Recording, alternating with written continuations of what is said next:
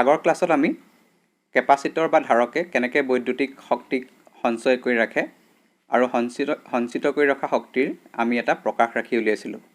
আজি আমি ধাৰকক শ্ৰেণীবদ্ধভাৱে অৰ্থাৎ সিৰিজত যদি সংযোগ কৰোঁ, আমি দুটা বা তাতকৈ বেছি ধাৰকক যদি শ্ৰেণীবদ্ধভাৱে সংযোগ কৰোঁ, তেতিয়া সেই সজ্জাটোৰ মুঠ ধাৰকত্ব কিমান হ'ব।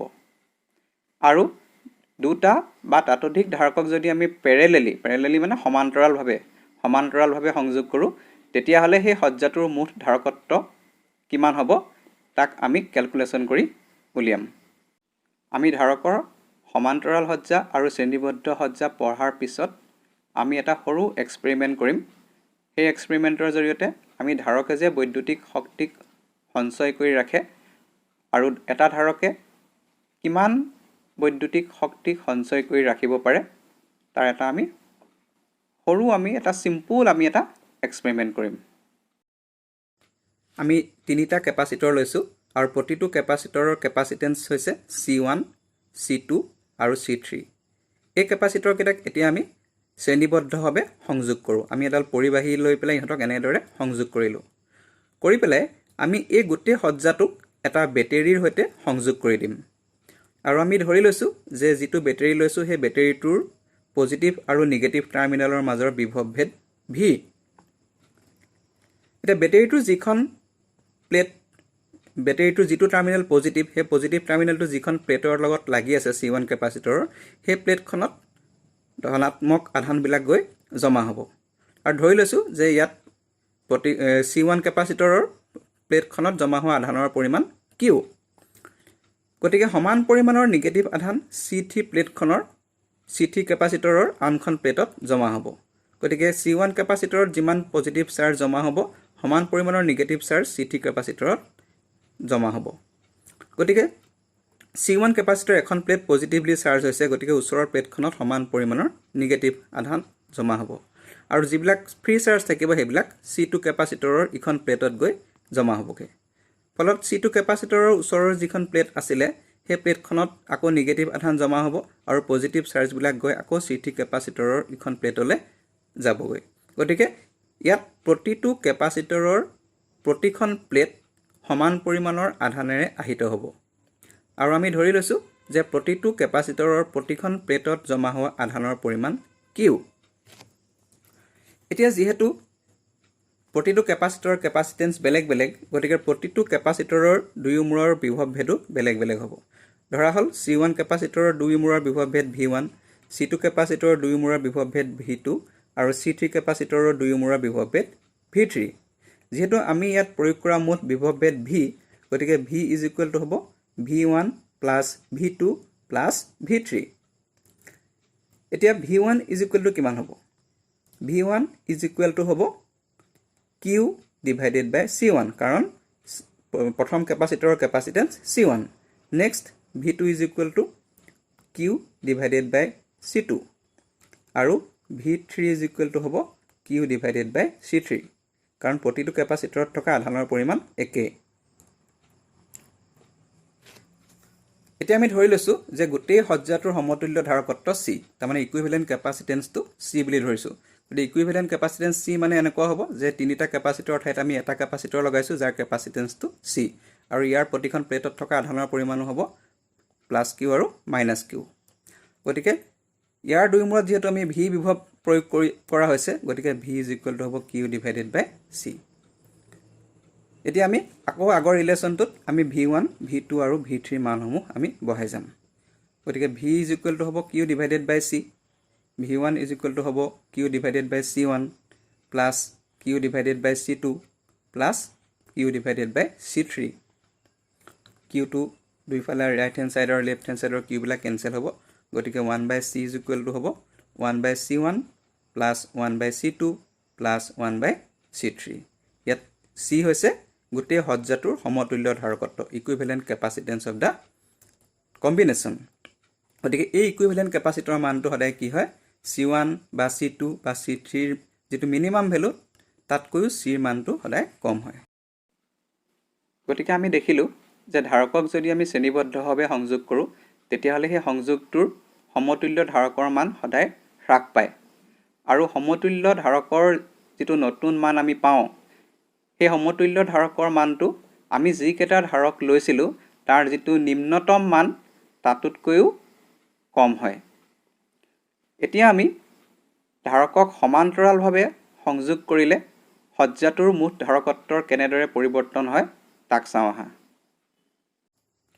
এতিয়া আমি C1, C2 আৰু C3 ধাৰকত্বৰ তিনিটা ধাৰকক আমি সমান্তৰালভাৱে সংযোগ কৰিম। অৰ্থাৎ ইহঁতৰ প্ৰতিখন প্লেটক আমি ইখনৰ লগত সিখন আমি সমান্তৰালভাৱে সংযোগ কৰিম আৰু সমান্তৰালভাৱে সংযোগ কৰাৰ পিছত এই গোটেই সজ্জাটোক আমি বেটেৰীৰ সৈতে সংযোগ কৰিম।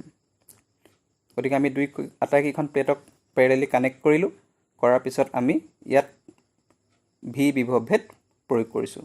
ধৰি লোৱা বেটেৰীটোৰ দুয়োটা টাৰ্মিনেলৰ মাজৰ বিভৱভেদ হৈছে ভি। এতিয়া যিহেতু যিকেইখন প্লেট বেটেৰীৰ পজিটিভ টাৰ্মিনেলৰ লগত সংযোগ হৈ থাকিব তাত পজিটিভ আধানবিলাক জমা হ'ব আৰু সমান পৰিমাণৰ নিগেটিভ চাৰ্জ আনখন প্লেটত জমা হ'ব।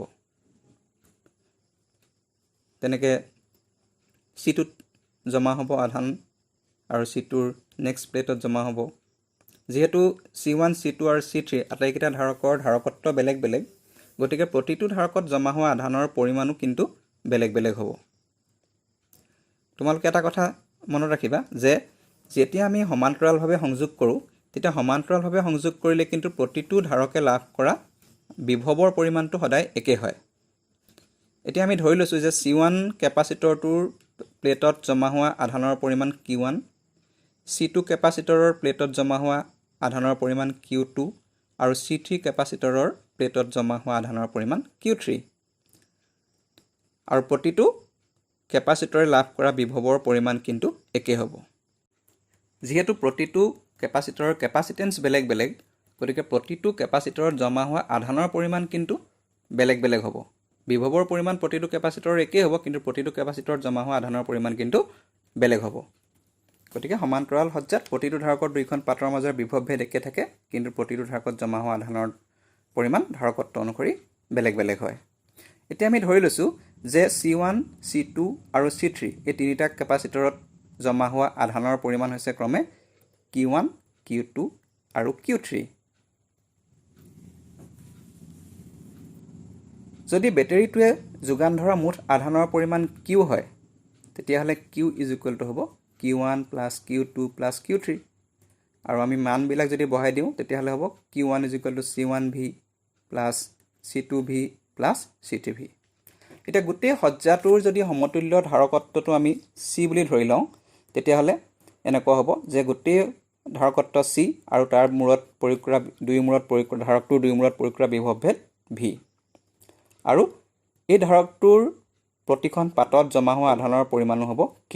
অৰ্থাৎ এটাত প্লাছ Q, এখন পাতত জমা হোৱা আধান প্লাছ Q, আনখনত মাইনাছ Q। গতিকে আমি Q ইজ ইকুৱেল টু হ'ব C into V। C is the equivalent capacitance of the combination. এতিয়া আমি Q is equal to Q1 plus Q2 plus Q3 ফৰ্মুলাটোত আমি ভেলুবিলাক বহাই যাওঁ। বহাই গ'লে পাম Q is equal to C1V plus C2V plus C3V আৰু Q is equal to CV মানটো যদি আমি বহাই দিওঁ তেতিয়াহ'লে পাম আমি CV is equal to C1V plus C2V plus C3V। যিহেতু দুইফালে V আছে, V কেঞ্চেল হ'ব, গতিকে C ইজ ইকুৱেল টু হ'ব C1 plus C2 plus C3। গতিকে ইয়াত আমি দেখিলোঁ যে সমান্তৰাল সজ্জাত মুঠ ধাৰকত্বৰ মান সদায় বৃদ্ধি পায়, কাৰণ ইয়াত যিটো ইকুইভেলেণ্ট কেপাচিটেন্স C হৈছে, Cটো আটাইকেইটা কেপাচিটৰৰ কেপাচিটেন্সৰ যোগফল হৈছে। গতিকে সমান্তৰাল সজ্জাত ধাৰক সংযোগ কৰিলে সেই সজ্জাটোৰ মুঠ ধাৰকত্বৰ মান সদায় বৃদ্ধি পায়।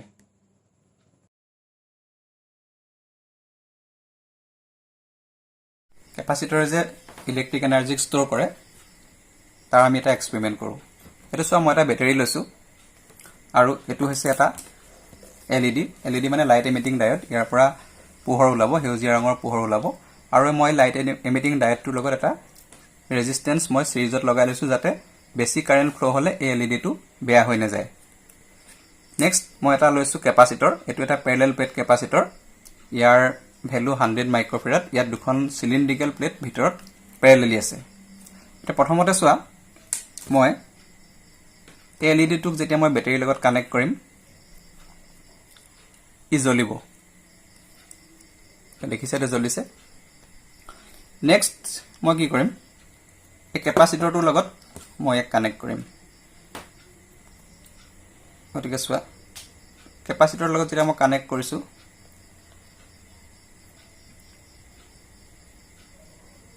ই গ্লো নাই হয় ই জ্বলা নাই তাৰমানে কেপাচিটৰটোত চাৰ্জ নাই ইয়াক আমি চাৰ্জ কৰা নাই গতিকে বাল্বটো জ্বলা নাই নেক্সট মই এই কেপাচিটৰটো চাৰ্জ কৰিম এতিয়া চোৱা মই ইয়াক চাৰ্জ কৰিম কেপাচিটৰৰ পজিটিভক বেটাৰীৰ পজিটিভৰ লগত লগাইছোঁ আৰু কেপাচিটৰৰ নিগেটিভক মই বেটাৰীৰ নিগেটিভৰ লগত লগাইছোঁ মই জাষ্ট ইয়াক 1 সেকেন্ড মান সময়ৰ কাৰণে লগাইছোঁ গতিকে ই চাৰ্জ হৈ গ'ল এতিয়া মই এই কেপাচিটৰটোৰ লগত এই এলইডিটো কানেক্ট কৰি দিম গতিকে তোমালোকে চাবা যেতিয়া মই কানেক্ট কৰিম ই গ্লো হ'ব জ্বলিব চোৱা তাৰমানে কেপাচিটৰটোৰ যিখিনি চাৰ্জ সেই চাৰ্জখিনি এলইডিটোৰ মাজেদি ফ্ল' হৈ আছে আৰু ফ্ল' হৈ থকাৰ কাৰণে এলইডিটোৰ মাজেদি কাৰেণ্ট যোৱাৰ ফলত এলইডিটো জ্বলি আছে আৰু ইয়াৰ যিটো পোহৰটো লাহে লাহে কমি গৈ আছে তোমালোকে দেখিছা পোহৰটো কমি গৈ আছে তাৰমানে ইয়াত থকা চাৰ্জখিনি কমি গৈ আছে গতিকে পোহৰ কমি প্ৰায় শূন্য হৈছে গতিকে বাল্বটো এতিয়া লাষ্টত কমপ্লিট নুমাই গ'ল এতিয়া চোৱা মই এটা বেলেগ এলইডি লৈছোঁ ইয়াৰ লগত মই কোনো ৰেজিষ্টেন্স মই ইয়াৰ লগত সিৰিজত ৰখা নাই কোনো ৰেজিষ্টেন্স মই ইয়াৰ লগত কানেক্ট কৰা নাই গতিকে এই বাল্বটোক যদি মই এটা চাৰ্জ কেপাচিটৰৰ লগত লগাওঁ তেতিয়া কি হয় চাবা গতিকে আকৌ মই পুনৰ কেপাচিটৰটো চাৰ্জ কৰি লওঁ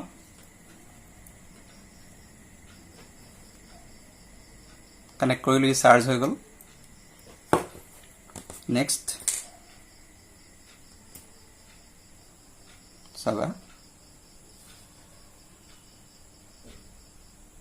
গতিকে দেখিলে ই জাষ্ট এবাৰ ব্লিংক কৰিলে কৰি নুমাই গ'ল তাৰমানে মই সিৰিজত ৰেজিষ্টেন্স কানেক্ট নকৰাৰ কাৰণে এই কেপাচিটৰত থকা চাৰ্জখিনি ইয়াৰ মাজেদি খুব সোনকালে ফ্ল' হৈ গ'ল গতিকে চাৰ্জখিনি শেষ হোৱাৰ কাৰণে ই এবাৰ ব্লিংক কৰিলে কৰি লগে লগে আকৌ নুমাই গ'ল গতিকে তোমালোকে নিশ্চয় গম পালা যে কেপাচিটৰে কেনেকৈ বৈদ্যুতিক শক্তিক সঞ্চয় কৰি ৰাখে